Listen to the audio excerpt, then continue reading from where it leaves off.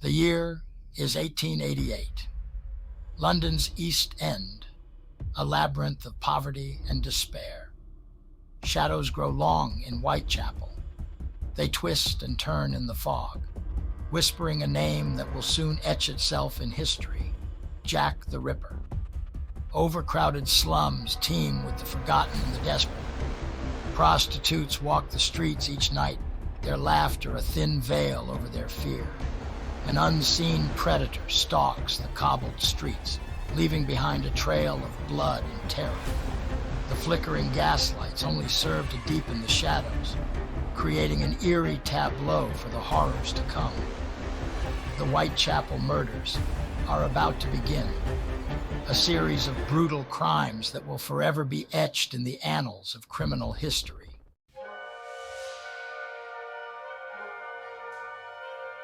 August 31st, 1888. The body of Marianne Nichols lies lifeless in Buck's Row, her throat slashed with a savagery that defies comprehension. Fear, like a virus, begins to spread. The newspapers dub the unknown assailant Jack the Ripper. The killings continue, each more brutal than the last. Annie Chapman, Elizabeth Stride, Catherine Eddowes, Mary Jane Kelly, their names added to a growing list of victims. Panic grips the city. The Ripper, a phantom, moves through the shadows, always one step ahead.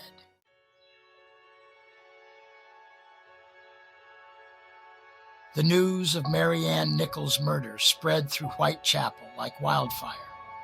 Women, especially those who walked the streets at night, lived in a constant state of dread. The police patrolled the streets with renewed vigilance. Jack the Ripper seemed to melt back into the shadows after each horrific act. The very air in Whitechapel crackled with tension, every shadow a potential hiding place for the monster in their midst.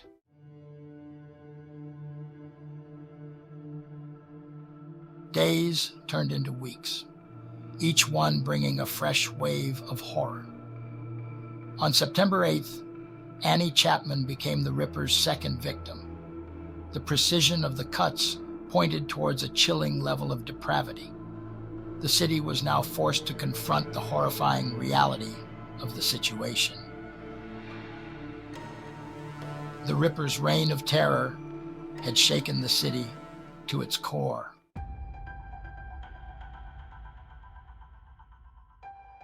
Inspector Frederick Aberline, a seasoned detective, was tasked with leading the investigation.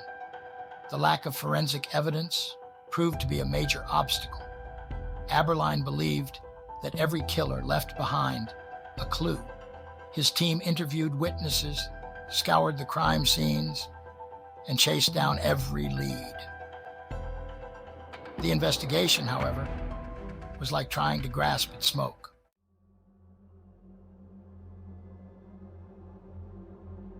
As the body count rose, so did the pressure on Inspector Aberline and his team. Among the many names that surfaced, 3 stood out. Montague John Druitt, a barrister with a troubled past. Michael Ostrog, a Russian-born doctor with a transient lifestyle. Aaron Kosminski, a Polish immigrant with reported mental instability.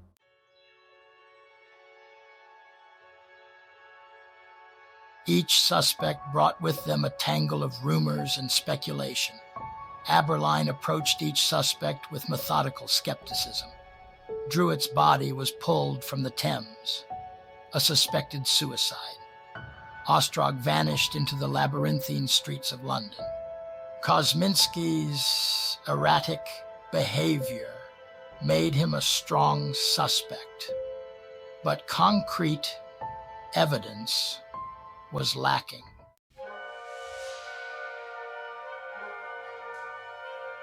As weeks turned into months, the initial panic gave way to grim acceptance.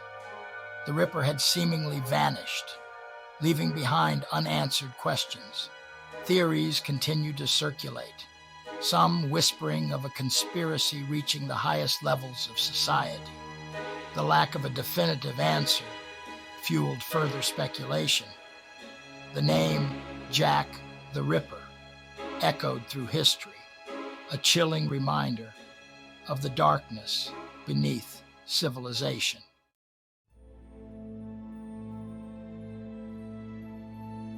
The unsolved nature of the Whitechapel murders created fertile ground for speculation. Whispers of conspiracy filled the air, pointing to the Freemasons and satanic cults. The authorities' silence fueled the flames of speculation. Newspapers printed every rumor, blurring the line between fact and fiction. The Whitechapel murders became a national obsession.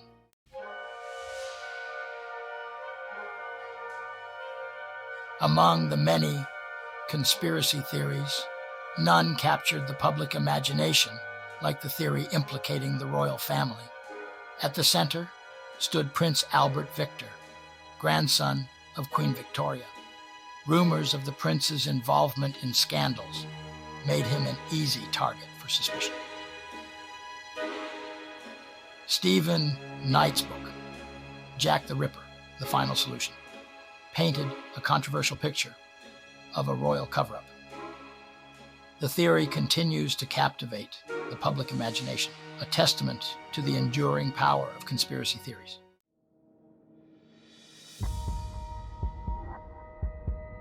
While most theories surrounding Jack the Ripper focused on male suspects, a few daringly proposed the killer might be female. This intriguing concept, dubbed Jill the Ripper, emerged from the unique aspects of the crimes and the social constraints of Victorian England. The surgical precision of the Ripper's mutilations led some to believe the killer possessed anatomical knowledge. Midwives, for instance, possessed intimate anatomical knowledge. Furthermore, a female killer might have moved unnoticed in Whitechapel. One of the most popular Jill the Ripper suspects was Mary Piercy, hanged in 1890 for murder. Though the Jill the Ripper theory remains speculative, it serves as a reminder that assumptions about gender roles can blind us to possibilities.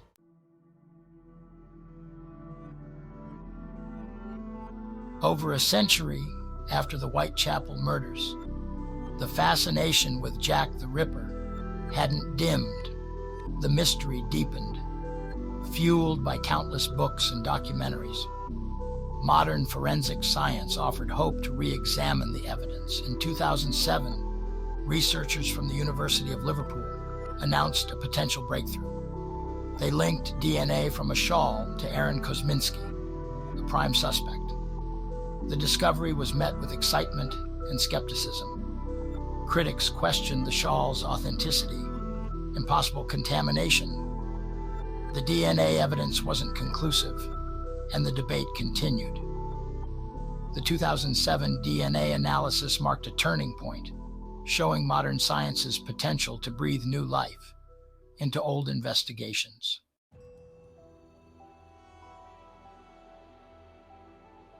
The allure of a definitive answer, of finally unmasking Jack the Ripper, proved to be a powerful motivator. In 2014, a team of researchers from the University of California, Los Angeles, employed a different approach. Using digital reconstruction techniques, they created virtual models of the Whitechapel crime scenes, attempting to glean insights into the killer's movements and modus operandi that might have eluded the original investigators. Their findings, while intriguing, were met with caution from both the scientific community and Ripper experts. Digital reconstruction, while a valuable tool, relied heavily on interpretation and assumptions about the accuracy of historical data. The Whitechapel of 1888, a city in constant flux, had long since vanished, replaced by a modern metropolis, making precise reconstruction a daunting, if not impossible, task.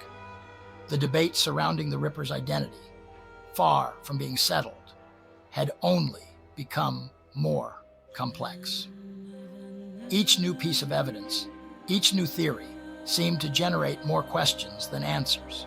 The fog of time, it seemed, had obscured crucial details, leaving behind a tantalizing puzzle with missing pieces. And yet, the quest to unmask Jack the Ripper continued, driven by a fundamental human desire to make sense of the senseless, to find order in chaos. The Whitechapel murders, a stark reminder of the dark side of human nature, continued to fascinate and horrify in equal measure, a testament to the enduring power of mystery and the enduring quest for justice.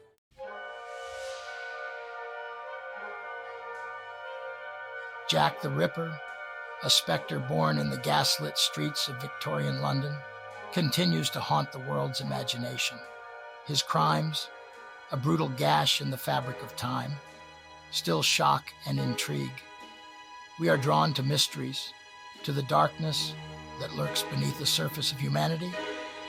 And perhaps that's why, even after more than a century, we still grapple with the enigma of Jack the Ripper. He is a puzzle with missing pieces, a chilling reminder that some questions may never have answers. Did Montague Druitt's inner demons lead him down a dark path? Or was his suicide a desperate act of an innocent man falsely accused? Did Michael Ostrog use his knowledge of medicine and his shadowy life to evade capture? Was Aaron Kosminski tormented by mental illness, driven to violence, or was he merely a convenient scapegoat? The passage of time, while dimming the memories, hasn't erased the horrors inflicted. The victims, forever young in our minds, deserve justice. But even if modern science one day definitively identifies Jack the Ripper, will it truly satisfy our need for answers? Or will it simply add another layer to the already complex tapestry of the case? The search for truth is a noble pursuit, but in the case of Jack the Ripper, it may be that the journey is more important than the destination. For in seeking to understand the monster who stalked Whitechapel, we are forced to confront the darkness that resides within us all.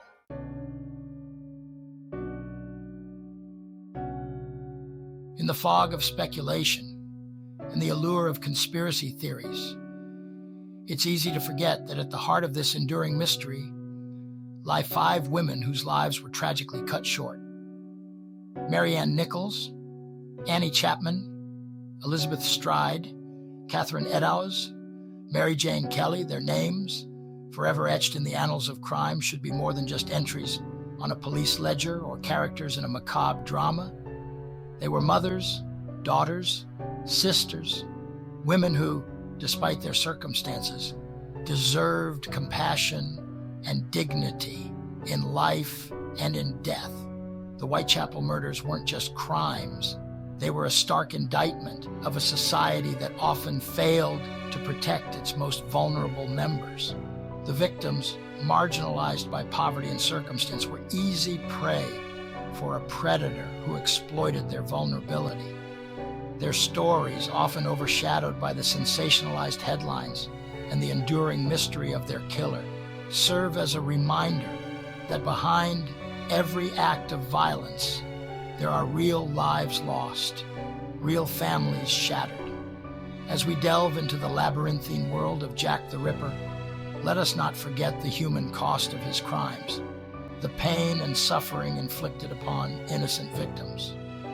Their memories deserve to be honored, not just with theories and speculation, but with a commitment to creating a world where all individuals, regardless of their social standing or circumstance, can live free from fear and violence.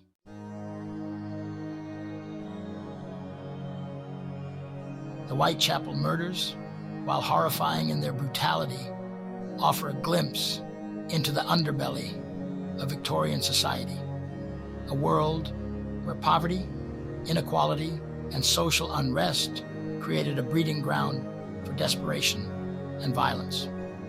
Jack the Ripper, though an extreme example, was a product of his time, his crimes a reflection of the social ills that plagued London's East End. The case highlighted the plight of women, especially those living on the margins of society.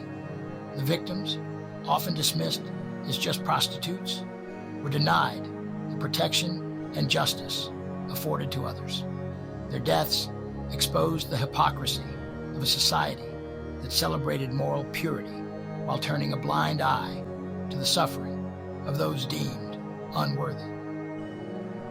The lessons learned from the Whitechapel murders resonate even today. We live in a world where violence, poverty, and social injustice continue to plague our communities. The shadows of the past serve as a reminder that we must remain vigilant in our pursuit of a more just and equitable society. By studying the case of Jack the Ripper, by understanding the social and historical context in which his crimes occurred, we can gain valuable insights into the root causes of violence and work towards creating a world where such horrors are relegated to the history books, a fading memory of a darker time.